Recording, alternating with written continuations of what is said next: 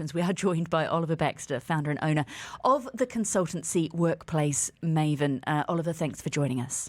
Great to be back on the show, and first time sitting in Richard's chair. But not the first time that you and I have had these chats. Why are companies struggling with this so much? Yeah, it's a tricky one. Obviously, we're in a new world of work. COVID changed everything. We're much more accustomed to remote than ever before. But you know what? At university, this isn't an issue that we have. At university, you're given the freedom and autonomy to work with whoever you want, whenever you want, to accomplish the tasks that you're set.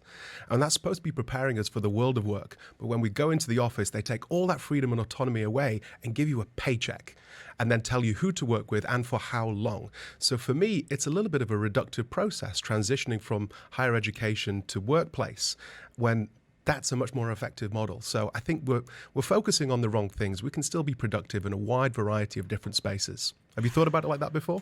No, but I would also argue, Oliver, that some of us were more productive at university than others. Yes, but we passed. We got the grades. But they also weren't. But they also weren't paying us to be there. There wasn't that literally quid pro quo. No, we were paying for the privilege, weren't we, to go to university? I'm not sure if that's the new workplace model that we're suggesting, though, is it? No, it's not.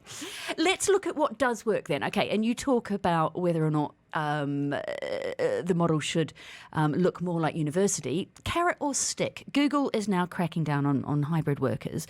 So those who are already on reduced hours, to get them to stick to their schedules, they are going to be checking badges to see whether or not they're working the hours that they think they are. Yes, my eyes rolled at that as well, taking it into account in performance reviews. They've already tried the carrot before, like a lot of companies, offering perks for coming back in the office.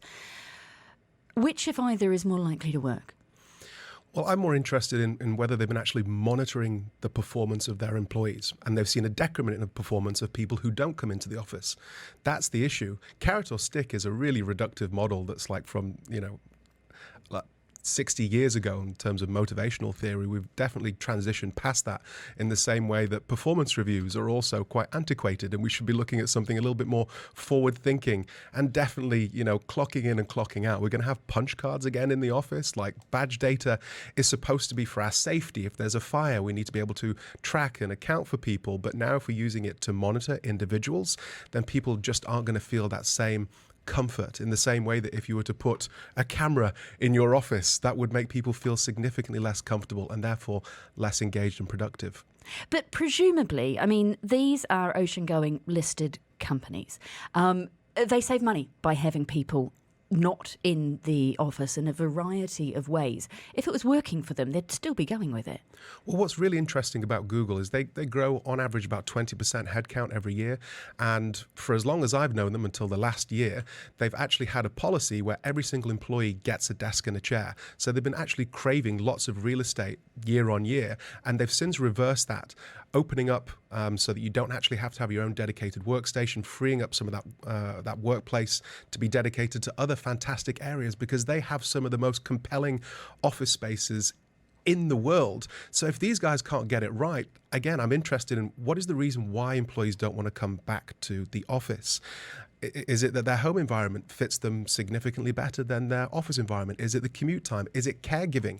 We know that ethnicity plays a role in whether you want to come back to the office or not as well. We also seem to hear from two professions more of this come back in number 12, your time is up, than any others, and those are tech and finance. Are they facing particular issues, or are they just louder than everybody else? Well, they're typically competing for similar talent from universities, where you've got like Wall Street, if you will, that kind of planted the flag. We want you all back in September 1st, 2021. Whereas the tech sector on the other side said, look, you didn't have to come back in at all initially. And then slowly over time, the people who want to be in the office all the time or want to work remotely all the time is coming down. More people want to have that hybrid situation, but the employees actually define hybrid as coming in for less than 3 days a week. So if Google are having issues with their hybrid policy, it could be because there's a mismatch between what Google define as hybrid and what employees define as hybrid. And that's coming from the Future Forum's data of 10,000 knowledge workers surveyed all over the world. They define it as coming in for less than 3 days a week. There was, though, a survey of finance workers that came out in the last week where a surprising number said that they would quit, they would change jobs if they didn't get the flexible working that they wanted to. Because they could, how much of this is to do with a strong labour market? How much of this is to do with who's holding the cards? Well, so data up until like 18 months ago, you were now having to offer $145,000 for a junior banker position. So lots of people were finding that quite appealing until they found that there was ultimately no flexibility there. But that was in a time where people could have more flexibility around who they chose to work for. Now, the Western world, especially the United States, they're struggling with the recession. So that's flipping it back to the employer model, and they now have the reins in terms of who they choose to hire, and the pool is getting larger. So those salaries will probably come down. They can force new restrictions and ultimately make it less compelling to come to the office, but it will have a negative effect on profit. Performance. So less people are predicting a US recession in the second half of this year now, because quite frankly we're running out of months in which to have it.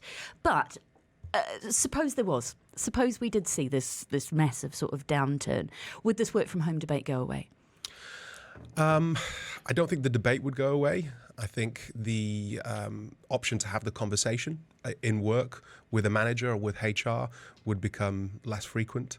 And again, that's a bit of an issue if you care about the bottom line and you care about well-being, because we know that mental health, takes a turn when you stipulate and make mandates around people and place and schedule. Or do companies just need to take a long, hard look at themselves and think, why don't people actually want to be here? I think Google doing the right thing.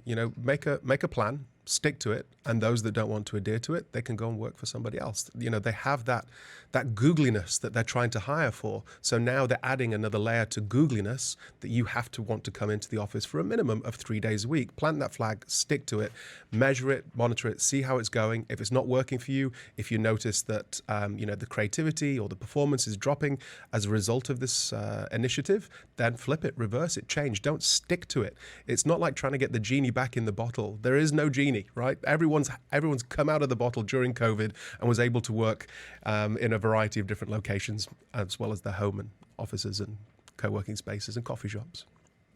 Oliver Baxter, a man of many metaphors, joining us this morning, founder and owner of the consultancy Workplace Maven. Thank you so much for your time.